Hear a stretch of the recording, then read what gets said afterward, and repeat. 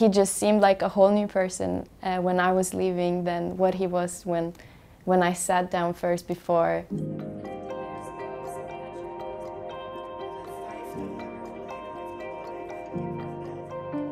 My name is Elisabeth, and I want to share a story with you, something that happened while I was traveling in the Netherlands.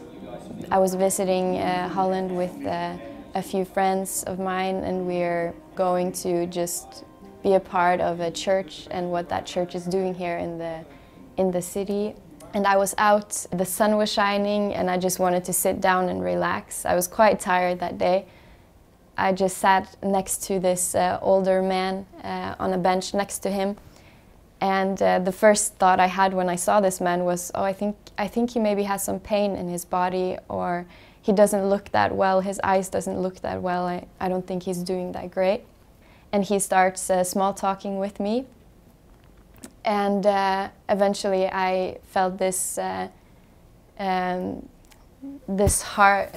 just felt this love for this man as I was sitting there, and felt the need to share with him about Jesus. And my first thought was his knees, that he had pain in his knees. So I asked him if he has any pain in his knees. He says, no, I don't have any pain in my knees. And I asked if there's any other things that he wants prayer for. And he says, yes, I have sleep problems because I have a mental disorder and a lot of worry and anxiety. And so I pray for him, and I get to share with him that Jesus is the only one who can take away the unclarity that we have in our minds, the worry, the anxiety.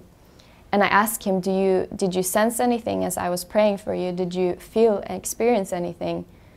Or did you think anything as I was praying for you? And he replies, yes, as you were praying, I was thinking, there is no better time for me to know Jesus than now. This is the time for me to know Jesus. And the thing is that he had heard the gospel 50 years ago. He had been in a church, gotten hurt by the church, so he'd left the church. And this time when I was sharing with him, he had this thought as I was praying for him, and I got to explain to him that is Jesus calling you back to him. He is calling on your heart for you to give your life again to Jesus.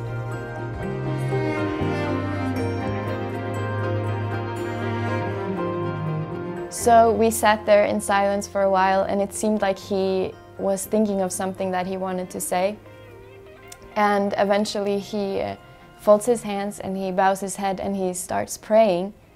And I have not told him anything what to say or what to pray, but he starts praying, God, I know I've been gone from you for a long time. Thank you for bringing this person and sharing about who you are, and I want to come back to you. And he basically just says that he gives God back all his worries, all his anxiety, and all his mistakes. So without me leading him in a prayer, he gives his life to Jesus. He gives his life back to God, and I could see on his face that the face that I saw when I sat down was completely changed, and it was lit up, and he was so happy after the prayer. And I asked him if he felt anything, if he felt joy, and he said, I feel a positive feeling.